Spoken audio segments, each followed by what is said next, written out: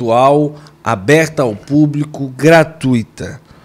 É aqui um lugar que você pode vir quando quiser, alimentar a sua fé e aprender com uma doutrina pura, uma doutrina sã e com a linguagem que você entende.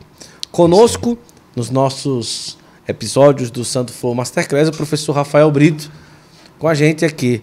Mais um. Estamos aqui felizes da vida com você que está aí do outro lado, para a nossa fé. Então, hoje a gente vai conversar sobre José. Isso. Mas qual José? O José conhecido como José do filminho, o José do Egito. José do Egito. José de Jacó. Egito, filho de Jacó. Mas vamos lá, vamos situar o pessoal primeiro. Quem que foi José? Tá bom, José é o penúltimo filho do patriarca Jacó. E a história de José é uma das histórias mais lindas do Antigo Testamento. José, mas que mesmo então sendo jogado na prisão e dentro de uma fossa, não deixa de sonhar que eu acredito que para esse tempo que nós estamos vivendo, muitos de nós deixamos nossos sonhos sepultados. E a história de José é uma história não de superação, porque nós temos esses jargões, né? Assim, e na filosofia a gente aprende que o que existe é uma reconciliação com a sua própria história. Sim. Porque se eu supero uma dificuldade de uma escalada, né? Para que você possa chegar, o processo ele faz parte do caminho e também faz parte da meta final. O que de alguma forma me reconciliar com a minha história, com o meu passado, com a situação, com a crise que vivo hoje, eu vou aprender algo que isso faz parte da minha própria vida, da minha própria. Quando nós falamos dessa reconciliação em Cristo, já o próprio São João Clímaco, quando ele nos ensina sobre a escada de Jacó, quando ele começa esse trabalho de ensino sobre Yosef, ou então ele era um tzadik, assim foi chamado na linguagem judaica. E um tzadik, ele é aquilo que é o máximo de um justo, né? E José também, ele tem uma profunda ligação com São José. Então, falar de sonhos. Hoje nós vamos falar sobre sonhos. O que é sonhar, de fato? O que é deixar Deus sonhar na gente, né? Como que a história de José, nesses tempos de pandemia, pode nos ajudar a não desistir? Eram quantos irmãos? Mas o primeiro filho de Jacó, não. Mas o primeiro de Jacó, não. Mas ao todos foram quantos irmãos? 12 filhos. Certo. Homens. E Jacó tinha uma filha, né? Gênesis capítulo 37, começa a dizer assim, ó. Versículo 1. Jacó permaneceu em Canaã, a terra em que seu pai tinha morado. Esta é a história de Jacó. É interessante porque diz, essa é a história de Jacó. Aí, ponto final. Acabou. Aí começa. Do nada, a narrativa já entra em José. E já diz. José tinha 17 anos e pastoreava o rebanho de seus irmãos. Ajudava os filhos de Bala e Zelfa, mulheres de seu pai. Certo dia, falou seu pai... Ele falou a seu pai da má fama que ele, e mandou fazer para ele uma túnica de mangas longas. Israel era Jacó. Jacó. Era o nome. Seus irmãos que ficaram com mais ódio ainda dele. Vou parar aqui. O grande problema de José foi porque ele sonhava. E o problema de José foi porque ele contou seus sonhos. Mas para falar de José, a gente tem que voltar um pouquinho e falar um pouco quem é Jacó. O nome Jacó significa enganador, trapaceiro. Jacó viveu os seus dias depois que aconteceu toda a situação, a cisão na casa, mão para trás, sendo trapaceiro. Ele vai viver mais de 14 anos sendo enganado. Porque a vida, o mundo, ele dá suas voltas, sim, não, ele capota mesmo. A sua vida em sendo enganado por si mesmo, enganando a si mesmo, enganando os outros. E o que nós vemos na história de José e na história trabalhou o caráter de Jacó para que ele se tornasse um homem que ele sonhou para ele. Portanto, muitas vezes nós temos medo dos processos. Vai ter a raiz no italiano processione, ou processione, e que para nós procissão. Então, como dizia Demócrito, pessoa, porque entre uma distância daqui na porta, uma distância daqui até você, o Rafael já não é mais o mesmo. Por quê? Porque tem a realidade do Cronos. Tudo que nós fazemos, nós não podemos voltar mais atrás.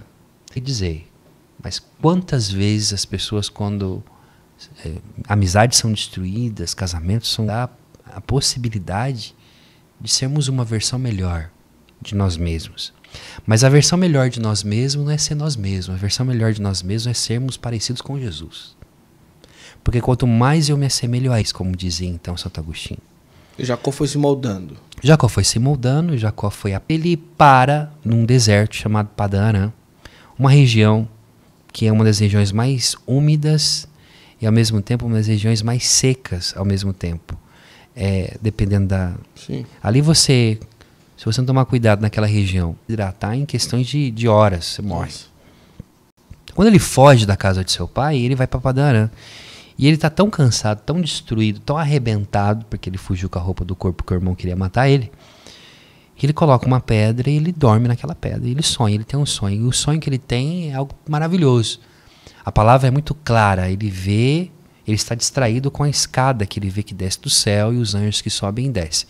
Ele fica olhando para aquela escada e ele fica maravilhado. A determinado momento, no meio do sonho, ele se assusta. Por quê? Porque Deus está em pé na presença dele. Quando ele olha, o Senhor diz, olha, sabe quem eu sou? Eu sou o Deus do teu pai Abraão, do teu pai Isaac. E se você deixar, eu quero ser o teu Deus também. É essa beleza de um Deus que desce na terra para poder sonhar com a gente, no meio da nossa miséria. E Jacó diz, Senhor, se você for comigo, me conduzir na casa de meu tio e me reconduzir para a casa do meu pai, então eu serei o teu servo e tu serás o meu Deus. Aí o Senhor fala para ele assim, aonde você for eu vou junto. Que vai ter então ressonância nas palavras de Jesus, quando os seus discípulos estão aflitos, ele olha para eles e diz assim, vocês podem ir por todo mundo, prega o evangelho, eu estou voltando para casa, mas eu estarei convosco todos os dias, até o fim. É a certeza de um Deus que não nos abandona nem mesmo nas nossas vergonhas. Então Jacó, ele era aquele homem capaz de sonhar, colocar a cabeça em cima de uma pedra, numa dificuldade enorme e ter sonhos. Então quando ele tem José é filho de Raquel, o amor da sua vida, né? O próprio Camões, ele fez um soneto, onde Camões, quando ele fala sobre o amor, ele vai falar que o amor é um fogo que arde e não se vê, tem até uma música aí, sim, famosa. Mas ele faz o soneto quando ele diz, por exemplo, a respeito de Jacó, que trabalhou 7 anos, ele trabalha por Raquel, e 7 anos ele a queria. Sendo enganado, então, não era por aquela que ele queria, mas então ele deu Lia, então por mais 7 trabalhou por Raquel, que era o amor da sua vida, e isso valeu a pena para ele. Então, Raquel, ela era estéril, como também era também a mãe de Jacó, como era Sara também. E aí o Senhor dá a graça a Raquel de poder ter filhos, e o primeiro filho que nasce do amor da vida de Jacó é José. E José é esse menino da velhice, né? E você tem aqui já Jacó velho, viúvo, porque Raquel morreu, e ele é o penúltimo dos filhos, o último é Benjamim, o menor, que também era filho de Raquel. Então, Jacó tinha uma predileção a esse filho. Sim. Primeira coisa que a gente aprende aqui, aos pais. Por onde começam os conflitos do mundo? Nas predileções. Um pai e uma mãe têm que tomar muito cuidado com o modo como educam os seus filhos. Seus filhos precisam ser amados. Claramente que o modo como você vai amar é diferente, mas a medida do amor não pode ser menos para o outro. Então nós aprendemos aqui. Então acontece que um dia os irmãos mais velhos, né, de outras mulheres, claramente, estavam trabalhando, eram pastores, e José ia levar comida, porque os irmãos aprontavam muito levar comida, ele era mais novo, e o pai perguntava, já velho, não podia sair de casa, como é que estão os seus irmãos, me dê notícias. Sim. Ele contava, e como é aqui na linguagem de São Paulo, caguetava todo mundo, falava, dedo duro, falou demais. Falava, contava de tudo, né? Mas os seus irmãos não ligavam para isso. Seus irmãos, eles tinham raiva porque José tinha um relacionamento mais íntimo com o seu pai. Até o ponto, então, que um dia ele, com 17 anos de idade, já quase na sua maioridade, já enquanto homem, ele tem um sonho. Aí ele chega e fala, gente, é o seguinte, eu tive um sonho. A galera já tinha raiva dele. Fala, quem que é esse cara que é um sonhador? Quem que é esse menino que tem sonhos? E ele fala, olha, eu tive um sonho que é o seguinte. Eu sonhei que o sol e a lua e 11 estrelas se prostravam diante de mim. Depois ele fala, eu tive um outro sonho, eu estava nos campos e eu estava colhendo os feixes e tinha 11 feixes que se prostravam diante de mim. Seus irmãos já o odiavam, então seus irmãos agora falam, mas o que é esse cara? Esse cara, além de ser o preferido do pai, ele quer reinar sobre nós. Espera aí, nós vamos acabar com esse bicho, que nós vamos acabar com esse macho, que nós vamos arrebentar com ele. E um dia ele vai, então, procurar os seus irmãos. Levar o queijo, levar a queijadinha, levar a merenda, né, a marmita para os irmãos que estão trabalhando. E ele vai todo feliz, em um determinado momento Judá diz assim, olha, vamos fazer o seguinte, vamos organizar aqui, Judá e Levi, vamos organizar aqui para acabar com esse sonhador. E quando ele está chegando, eles combinam com José. E José, tudo bem, como está? E pegam José, José acha que eles estão brincando. Sim. E eles jogam José dentro de uma cisterna. E ao jogar José dentro daquele buraco, você vê a maldade que o ser humano é capaz de fazer. E foi assim que fizeram com o nosso Senhor. Os seus irmãos não acreditaram nos seus sonhos e o jogaram dentro de uma cisterna. Então, a história de José é a história de todo homem que acredita, de toda mulher de fé. É a história daqueles que, apesar das dificuldades e do contrário, se você permanecer no propósito que Deus tem para a tua vida, nenhum buraco, nenhuma prisão pode te a prender. Venda dele como escravo foi depois. Foi depois. Depois ele ficou ali naquela cisterna. Não, você vê, por exemplo, uma coisa. Por que na verdade, qual que é o grande problema que deixa os irmãos com raiva de José? É que o seu pai fez para ele uma túnica. E a túnica, para o judeu, naquele tempo, significa também o símbolo do monoteísmo. Sim. Então você, por exemplo, quando vai em Israel, você vai ver aquele véu que os judeus usam, que é de listras, né? Que identifica o judeu. E segundo a tradição judaica, eu gosto demais de também ir também naquilo que os judeus antigos diziam, sobretudo um rabino, que é o rabino Rashi, ele vai dizer o seguinte, que aquela túnica que Jacó faz para José, na verdade ele tinha recebido também de seu pai, Isaac, que por sua vez tinha recebido de Abraão. Então, quer dizer, é como se fosse uma sucessão do monoteísmo, da religião, da intimidade. Então, quando ele começa a dizer, olha, eu vi o sol e a lua, é o pai e a mãe, as estrelas que se prostram. Jacó fica, olha, você vai reinar sobre nós, só que Jacó fica quieto, porque Jacó também entende sobre sonhos. Sim. Então, ele sabe que Deus está falando de alguma forma ali ao seu filho. Então, o que acontece? A grande saga aqui está em cima dessa túnica. Porque em vez de dar a Judá, que é o filho mais velho, dá ao penúltimo.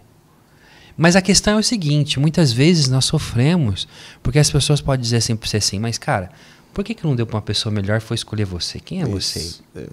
E aqui entra o pecado capital da inveja. E o que é inveja? A inveja é não se alegrar com o bem e com a prosperidade, ou com a prosperidade no sentido de bênção na vida do outro. Sim. É você não se alegrar com o que o outro está vivendo, com a alegria do outro. É você ter a profunda angústia, essa é a definição de inveja. A profunda angústia e tristeza a respeito do que o outro tem e eu não tenho. Em vez de você promover, você começa a querer cortar as pernas do outro. E até aquilo que tem, quando se vem a inveja, acaba se escondendo, porque você só quer aquilo dali, aquilo que é seu mesmo acaba sendo enterrado, sendo colocado, né? Que foi o que aconteceu também com os irmãos dele, porque quando olha o que estava acontecendo ali com José, tudo aquilo que era para a vida deles acaba sendo se resumindo em perseguir aquele irmão, em colocar e toda essa. Mas essa questão da túnica é muito interessante, né? Sim. É uma sucessão, né? Uma continuação daquilo que acontecia, né? Não é bem uma predileção, mas uma percepção da sensibilidade, né? Que José tinha, né? Mas vamos lá, ele está lá na cisterna. E aí? Você tem essa realidade de quando ele é jogado na cisterna, uma cisterna seca. você tem essa realidade. E aqui eu fiz uma experiência muito linda. E se jogar na cisterna? Não, a luz... A luz... Não solta o mortal na cisterna. A luz desse texto, porque quando você vê esse menino que é amarrado e jogado de qualquer jeito ali, a um determinado momento ele olha pra cima e ele fala, vocês estão de brincadeira. Estão brincando, né? Isso aí é uma brincadeira sem graça. Mas ele começa a perceber que a coisa tá ficando séria. Nossa. E os caras estão discutindo lá em cima como vão fazer. Se vão matar ele e como que vai enganar o pai, dizendo, de novo. Nossa, vai ser enganado, só, né? de novo, mais uma vez. E eles resolvem, então, vender José para os ismaelitas, né? Que vão depois levar José para o Egito. Mas é interessante aqui, é aqui que está o ponto desse texto. A capacidade que você tem de, mesmo sendo jogado no poço, na cisterna, de olhar. Quando você olha para cima de quem está dentro de um poço ou dentro de um buraco, o que você tem como visão? O que você tem como visão é o céu. Só o céu. Então, se você chegou no fundo do poço, se você está no fundo do poço, essa é a história, essa é a moral da história de José. Se te jogaram numa prisão, se você foi caluniado, se você sofreu, se você viveu, tudo aquilo que é a injustiça, porque o que é o justo? O justo, quem é o justo? O justo de Sadiq é aquele que é capaz de, diante da injustiça da sociedade, continuar sendo ele mesmo.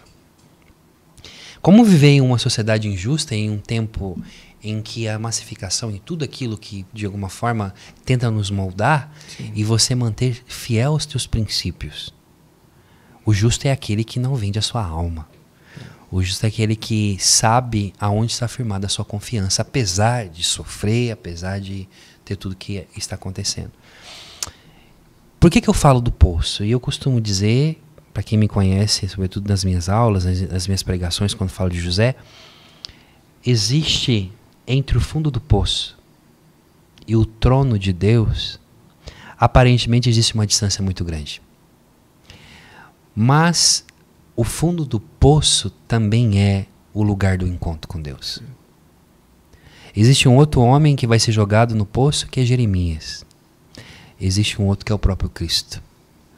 Bom, essa túnica, que também tem um significado que para os padres da igreja e para alguns teólogos de teologia espiritual, sobretudo para mim, tem remanescências na túnica que Deus fez e vestiu Adão no Éden, para que ele não pudesse sair.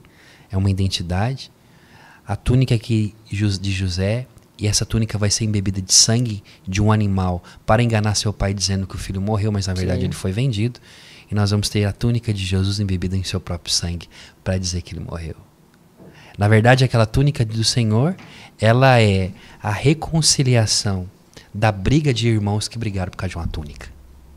Isso é perfeito porque quando João fala que ali na cruz os soldados eles sortearam a túnica de Nosso Senhor, é justamente essa ideia da sorte, essa ideia da venda, do dinheiro, do modo, do dado, da sorte em que você usa o outro como um objeto.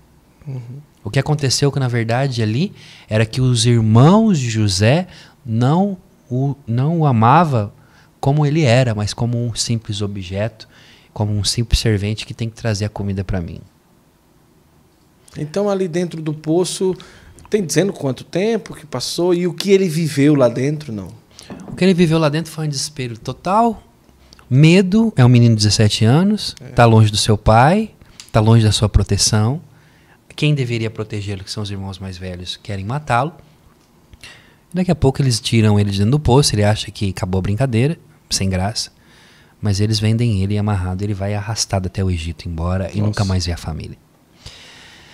Eu vivi uma experiência, não como José, mas eu vivi uma experiência a respeito disso.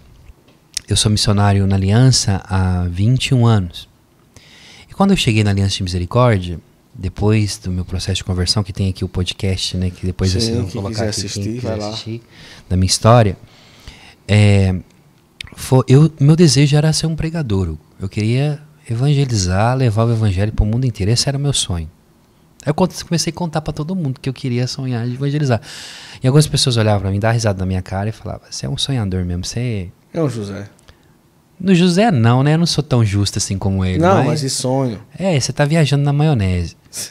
Então vamos fazer o seguinte, vamos colocar você pra fazer coisa que ninguém quer. E aí eu lembro, minha fundadora,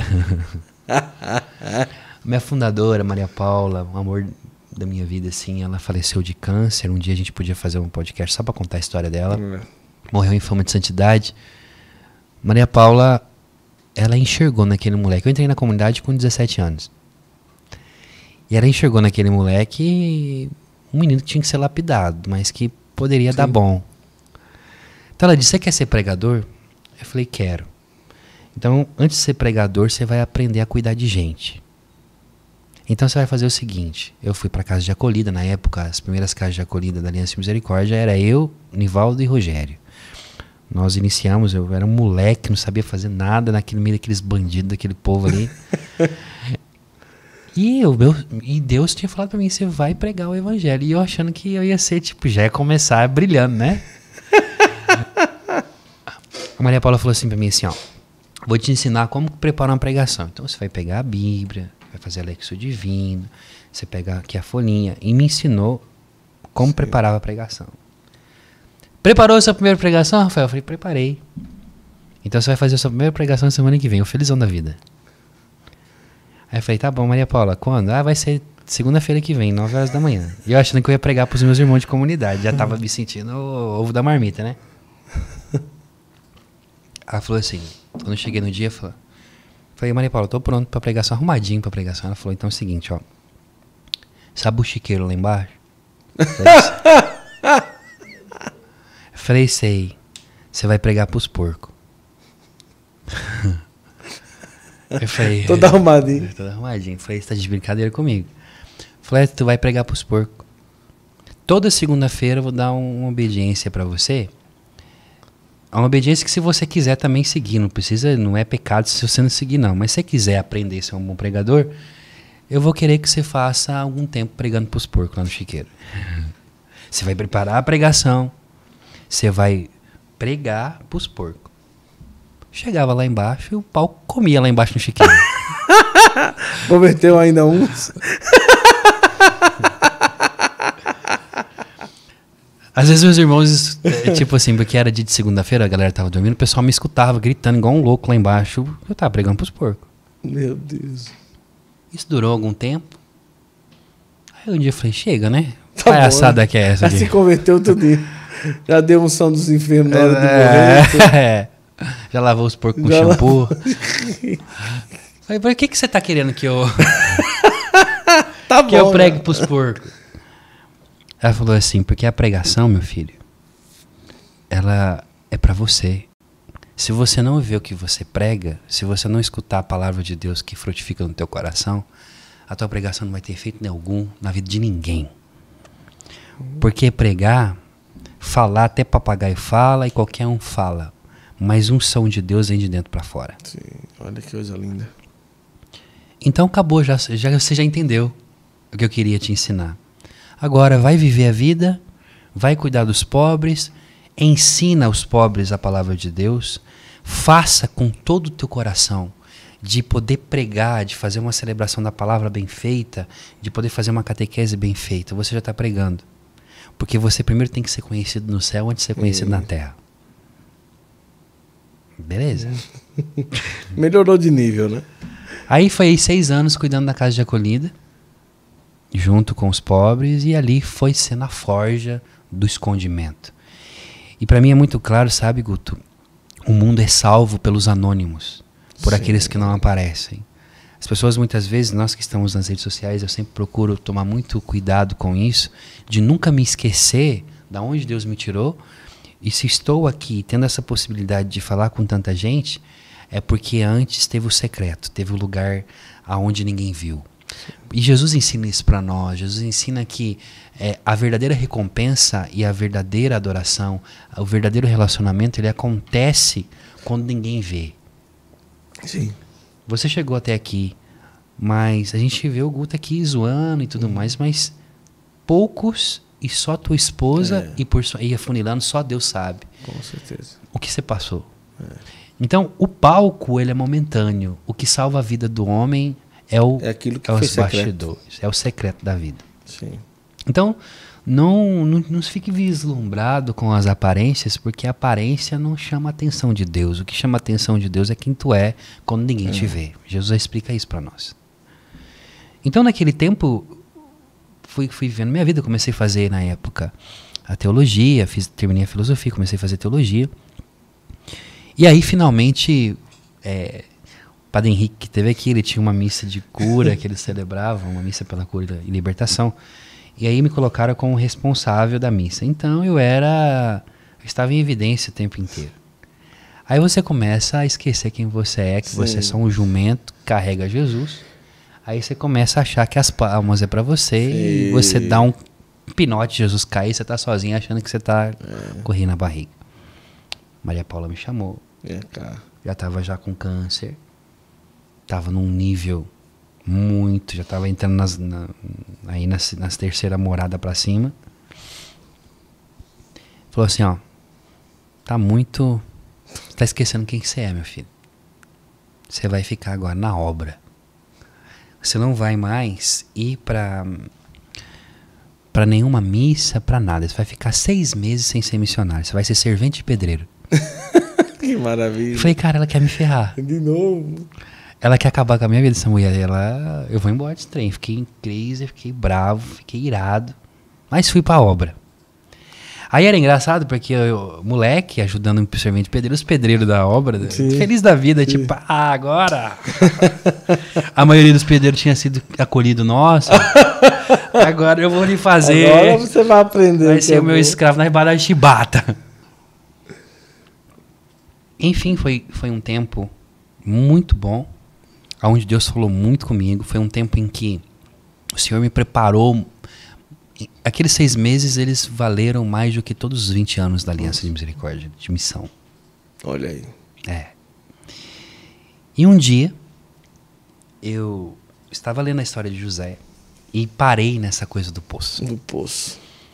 E fiquei pensando na grandeza que é quando, apesar de tudo, quando ninguém mais te acredita em você, quando todo mundo deseja tudo mal para ti, você ser capaz de continuar sendo uma pessoa boa. Aquilo que nos faz ser homens, aquilo que os santos são que escolheram pelo bem apesar de todas as adversidades da sua vida. Então eu estava meditando sobre isso. E a gente estava cavando uma fossa. Uma fossa lá na casa, lá perto no Salão São Miguel, na nossa casa do Botuquara. E eu e o Rogério cavando a fossa. Então, a gente se revezava. Tinha vez que a gente descia, a gente ia... A fossa você vai capar e vai tirando e vai fazendo em forma de ciclo e vai descendo. Começou a chover. E aí você desce com a escada, aí o irmão tira a escada e você vai através da corda. O baldinho. O irmão falou assim, Rafa, você quer café? Eu falei, não quer café não, pode ir lá. Aí ele foi tomar café e não voltou. Mas eu falando de uns 40 a 1 hora, mais ou menos, eu fiquei dentro do buraco. Rapaz, comecei a ficar bravo. Porque eu chamava, e quem que me escutava? Ninguém, porque no meio do buraco. Não tinha ninguém em casa naquele tempo, tava em missão, os missionários tinham saído em missão itinerante. O bonito, sei lá o que ele foi aprontar, foi dormir, sei lá o que ele foi fazer, cara. Só sei que ele me deixou dentro do buraco. Começou a chover. E na hora da chuva, começou a entrar água pelos cantos e começou a me molhar. Rapaz, comecei a ficar bravo. Em determinado momento eu lembrei de José. Eu falei, cara, o que o José fez lá embaixo?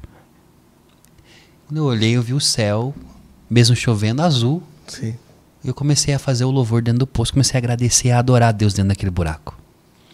Então eu coloquei as mãos aqui, comecei a agradecer a Deus. E aí a água descia e entrava nas mangas. Então eu fiquei tudo sujo de barro. Quando eu terminei de fazer a oração, o bendito chegou. Desculpa aí. Falei, Rafael, então, Maria Paula tá chamando a gente. Aí eu subi, falei, não, eu vou tomar banho, porque é uma situação, tô cheio de barro, cara. Falei, Maria Paula tá chamando a gente, vai lá. Eu fui, junto com ele, sujo de barro. Tava na sala do conselho, tinha acabado de fazer a reunião para as destinações, o caramba. Ela falou assim, E aí, meu filho, você virou tatu? Tá tudo...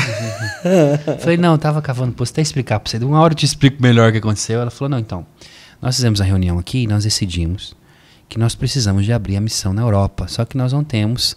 O único bispo que respondeu a nossa mensagem foi o cardeal de Lisboa. Então, eu falei, que bom, louvado seja Deus. Eu viajando, eu falei, então a gente escolheu você e o Rogério para poder irem para Portugal, fundar a Aliança de Misericórdia lá. Eu falei, olha a minha situação. Eu tô cheio de barro, cara. Ela falou assim, pois então, é por causa disso que você foi escolhido. Nós estávamos preparando você para esse momento. Olha aí. Então fui, tirei passaporte, fomos para Portugal. Foi muito louco o modo como nasceu a missão em Portugal. E Deus fez tantas promessas que naquele ano, naqueles 3 anos, primeiros 3 anos de Portugal, eu viajei para 27 países pregando o evangelho. Impressionante. E aí eu comecei a perceber que Deus, ele não queria que eu fosse simplesmente um pregador. Mas antes de ser um pregador, ele queria que eu fosse o menino dele. Isso. Então, dentro disso tudo, desse sonho, desse desejo, o desejo era morar na Itália, um dia, casado e tudo mais, encontrar o Santo Padre, né? E isso foi algo tão profundo que depois de Portugal eu fui para a Polônia, fundamos a missão da Polônia, foi maravilhosa a missão na Polônia, é uma das missões maiores que nós temos na comunidade. Quando chega na Itália, vivi um tempo muito difícil. Antes de casar, no ano de 2012, eu perdi 11 pessoas da minha família. Morreu meu pai, eu contei isso no podcast. E você vai ficando um pouco sem chão. Então, quando eu chego no fim do ano, com aquele luto que você não conseguia superar um, já estava com outro, eu casei em 2013 e nós fomos para a Itália. E na Itália, então, ainda tinha resquícios um pouco da depressão, daquela situação do abandono, do sentimento de não tem mais ninguém para abraçar. Sim. E você vai entendendo que Deus, ele me colocou assim, olha, você tem a sua esposa. É você e ela. Sim. E a gente viveu coisas lindas juntos e passamos por dificuldades juntos. E a minha melhor amiga, Lídia, né? Se estiver me assistindo, quero te agradecer, meu amor, porque só tô aqui porque você me sustentou até aqui, né? Sim. Aí um dia, porque do tempo que eu morei na Sardenha, eu não viajava mais. Então eu fiquei no secreto aí de 2013 até 2016, 2017, sem viajar, que era numa ilha e tudo mais. Sim. E eu fui em Roma. E quando eu cheguei em Roma, aqui que conta essa história, né? A gente começa falando de José, sim, mas é para poder dizer que a palavra ela tem vida na nossa vida quando você vive de promessas. Eu cheguei em Roma, fui rezar no túmulo de Pedro. Então entrei no Vaticano, desci lá embaixo do altar. É aberto ao público? É aberto ao público. Ah, legal. Você pode rezar nos túmulos dos papas e tem um túmulo de Pedro lá embaixo, que fica debaixo do altar mor. Sim. Né? Então, eu cheguei ali e comecei a conversar com Pedro. Eu falei, Pedro, você foi escolhido pelo Senhor. A gente é um pouco parecido, inconstante, tudo mais. E eu comecei a trocar uma ideia. Esse é o meu jeito, às vezes, de rezar. Né? Eu converso. E aí eu estava conversando, falando, olha, eu gostaria, você me confirme na fé. Eu comecei a chorar largado. Me confirme na fé, porque Deus me chamou para levar o evangelho, Deus me chamou para poder pregar. Eu tenho sonhos, e o meu sonho é poder levar o evangelho para as nações. Enfim, me confirma na fé, Pedro. E me confirma, e estava rezando ali. Aí chega o guarda suíço, que esse guarda lá, né, vestido com aquelas roupas lá estranhas, listrada, coloca a mão e fala assim, ragazzo, tu deve andare. A moça tem que ir embora, tá fechando aqui. Eu falei, tá bom, obrigado. Só que quando eu saio pra fora, Guto, pego o meu telefone, tinha 18 chamadas não atendidas. Eu falei, pronto. Meu Deus, que aconteceu alguma coisa em casa. Quando eu olhei, era o Michele, um amigo, que me ligou, dizendo, Rafael, tem a irmã Emanuela, que é a senhora Emanuela de Medjugorje, ela deveria ter vindo para poder fazer uma pregação, só que o voo dela atrasou. A igreja está lotada, não tem ninguém. Você pode substituir ela? Nossa. Eu saí do túmulo de Pedro direto para a igreja de São Marcello al Corso, que tem ali perto da Gregoriana, em Roma. E cheguei à igreja lotada e eu preguei para aquele público, dei testemunho, eu fiquei 4 horas falando. E enquanto eu falava, as lágrimas corriam, o povo achando que eu estava emocionado por causa da minha história, mas era o Senhor falando no meu coração, tá vendo? Tá vendo? Confirmei, nem demorou nada. Tô aqui. contigo. Beleza, voltei para Sardenha. Foi a partir dessa pregação que nasceu a missão em Roma, que nasceu tudo mover ali também em Roma. E voltei para Sardenha, continuei os estudos, defendi a tese do mestrado, de dogmática, depois defendi a tese da fundamental e continuei minha vida ali. Um dia eu estava em Portugal, no retiro da comunidade, e me liga a Michele, que estava trabalhando na conferência episcopal, e diga, Rafael, deixa eu lhe dizer uma coisa. Os bispos da União Europeia vão encontrar com o Santo Padre. Eu falei, que legal. Ele falou, pois é, você quer ir junto? Nossa. Eu falei, lógico que eu quero ir, mas como que vai ser isso? Ele falou assim, porque tem um lugar reservado onde você pode vir como voluntário. Eu falei, claro, então, tá beleza. Então, tal dia, você vai encontrar com o Santo Padre, dia 22 de setembro, vai encontrar com o Santo Padre. Então, beleza. Rapaz, eu tava acreditando naquilo, não. Que dia é antes verdade. de Padre Pio, nas vésperas. Vamos encontrar o Santo Padre e fui pra Roma. Então, quando cheguei, eu parecia um menino, assim, tipo... Sabe o sonho? Tipo, mano, eu vou encontrar o Papa. Você tá acreditando? Eu tava em choque já, nem dormi de noite. Então chegamos na capela, na sala Clementina, que é onde ele faz as audiências privadas. Então tinha todos os bispos da União Europeia, presidentes, na verdade, os presidentes da Conferência Episcopais, mais os bispos auxiliares. E alguns leigos. Entre esses leigos, eu, sentado ali no último banco. Chiquérrimo. Lá no... Cara, eu sentei e eu vi a cadeira, a cátedra do Papa branquinha. E eu lembrei da oração que eu tinha feito no túmulo de Pedro. Olha aí. E aí, aquele dia, o Senhor me dizia assim, eu sou fiel ou não sou, Rafael? Sim. Quer mais o quê, né? Santo Padre entra, quase teve um infarto. Santo Padre entrou, sentou. Mas era uma distância que dava uns 4 metros, não era longe. Eu estava aqui, eu estava vendo o Papa que você está vendo na televisão. Ele falou, beleza, deu a benção apostólica e aí fez a fila para poder encontrar com ele. Aí eu, retardado, peguei o celular, falei, vou tirar uma selfie com ele, né? Então, nossa!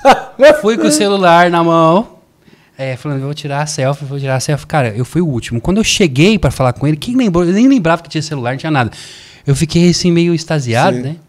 Aí o Santo Padre pegou na minha mão e falou assim, olá, meu filho, de onde você é? Eu falei, sou do Brasil. Ele falou, você é brasileiro? Eu falei, sou. Ele falou, que bom, meu filho.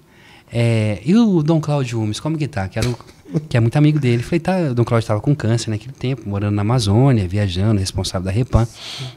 Ele falou, Dom Cláudio, ele não está bem de câncer, o senhor sabe muito bem que ele está lutando contra o câncer, mas ele está na Amazônia, que a vida dele agora é Amazônia, ele é mérito e está viajando. Ele falou assim, esse Cláudio é um bem-aventurado. Enquanto ele está lá livre, leve e solto, lá na Amazônia, eu estou aqui preso nesse castelo de concreto. Nossa.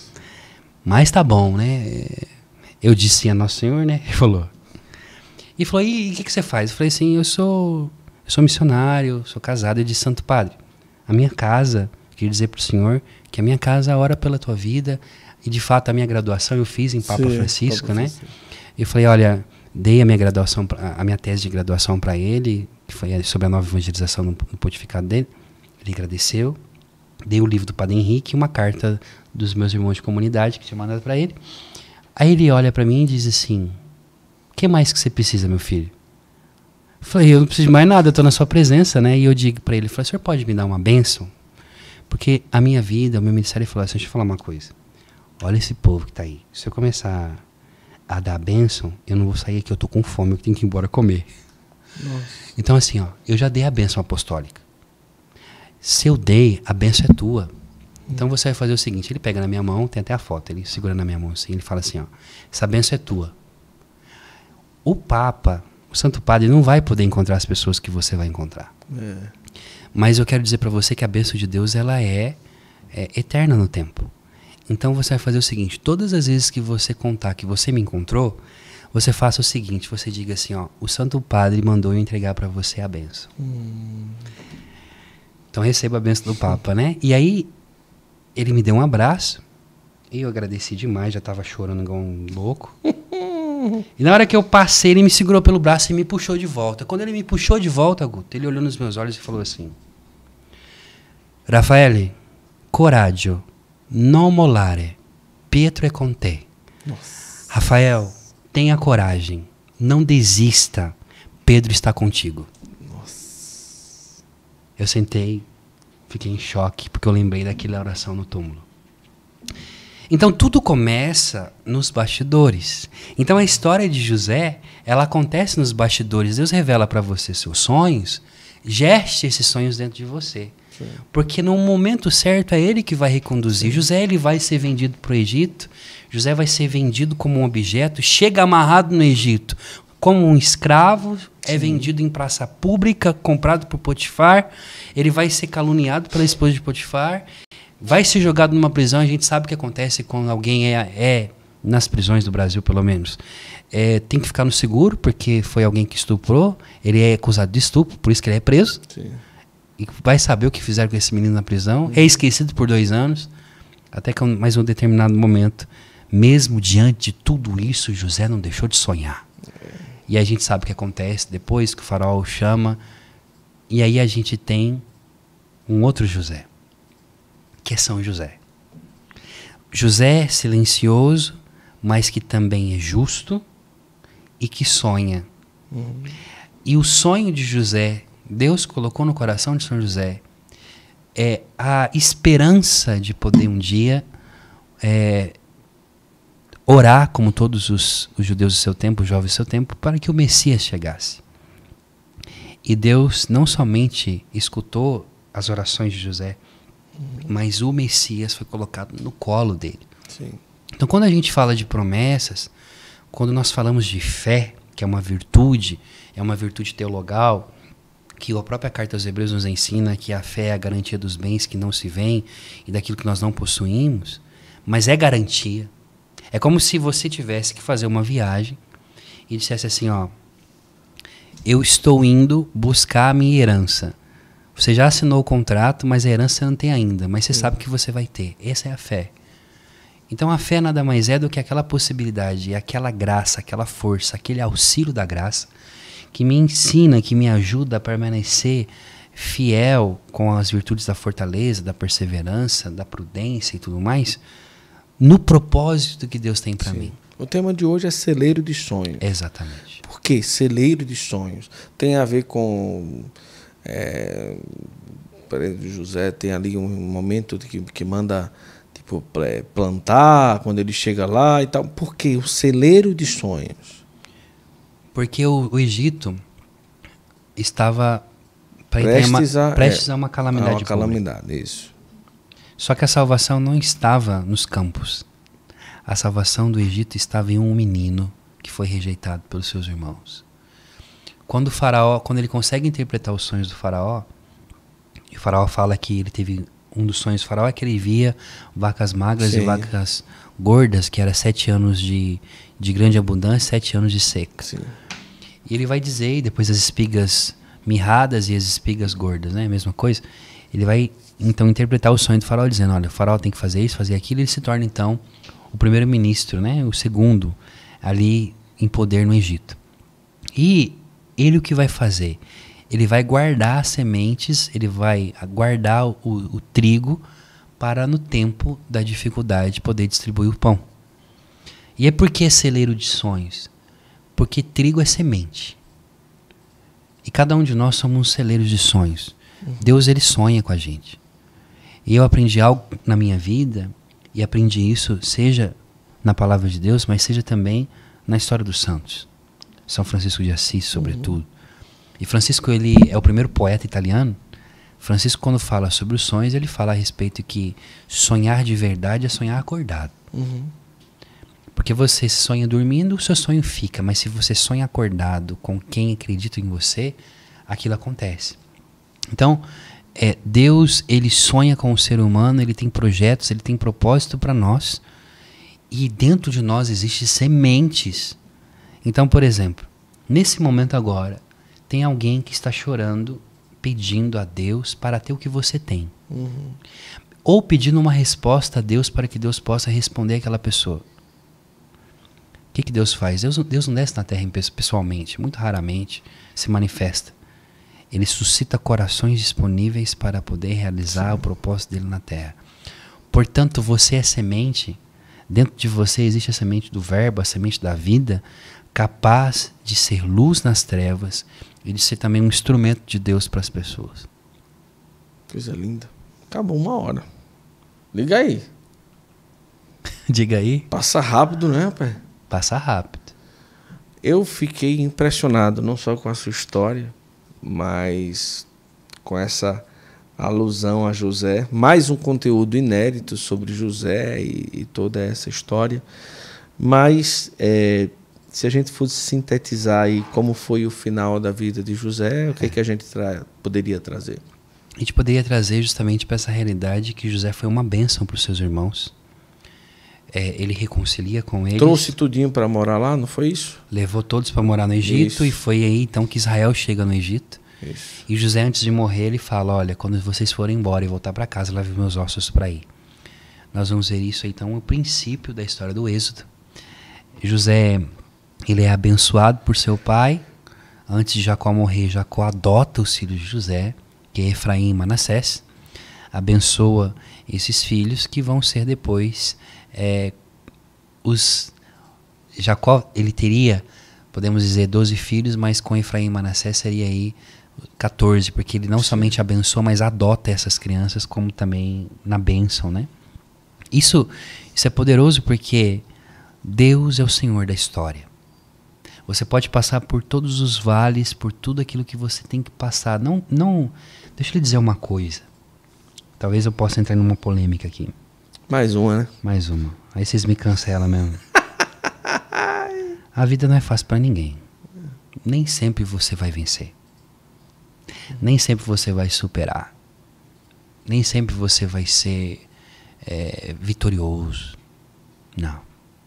Muitas vezes você vai fracassar. Sim. Né? Muitas vezes você não vai conseguir os objetivos que você deseja. Mas o que Deus te diz é: persevere. Isso. Levante, caia, levanta, mas não desista dos planos de Deus na tua vida. E o segredo está em deixar Deus sonhar com você. Quando Deus sonha na nossa vida, isso é praticamente, claro, a gente fala em sonho numa linguagem poética, mas nós estamos falando da vida de Deus em nós. Sim. O sonho de Deus para o homem é a sua salvação, e o desejo de toda a eternidade do Senhor é que cada ser humano se torne seu filho. Uhum. Ele nos criou para a sua glória. E essa glória não é o fato de ser, como nós já explicamos nas outras aulas, não é uma glória pelo qual ele é o onipotente, ele parece um grande narciso, né? O narcisão. Sim. Que fica escutando o povo lá: obrigado, glória Sim. a Deus. Isso é narcisismo. Deus não é narcisista. Ele é a tão ponto que a teologia nos ensina, e isso é o termo de divinização e santificação que nós já explicamos aqui, que Deus quer que você participe da vida dele, da mesa com ele, da vida dele. Mesmo sendo uma criatura, mesmo sendo finito, mesmo destinado à morte, ele quer que você faça parte da vida eterna. Então é aqui que está a glória. A glória está justamente em saber que aquele que está sentado é capaz de todas as coisas, que pode me dar tudo e tudo é dele. O que adiantaria se eu tivesse tudo e não tivesse ele? Sim. Por exemplo, eu sempre digo, gente, a terra prometida e o deserto de Israel. Israel vive 40 anos. Qual que é a diferença entre a terra prometida e o deserto?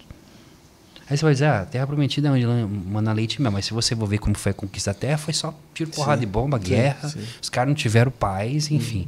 Deserto, Deus os alimentou, Deus cuidou, Deus fez tudo. O que quer dizer? Não é o lugar onde você está, não é a condição que você se encontra, mas quem permanece com você e quem ficou contigo. Se você está na senzala do Egito e Deus está ali é paraíso. Isso. E do que adiantaria ter a terra prometida se Deus não estivesse ali? Do que adiantaria ter o céu se Deus não estivesse ali? Não seria céu.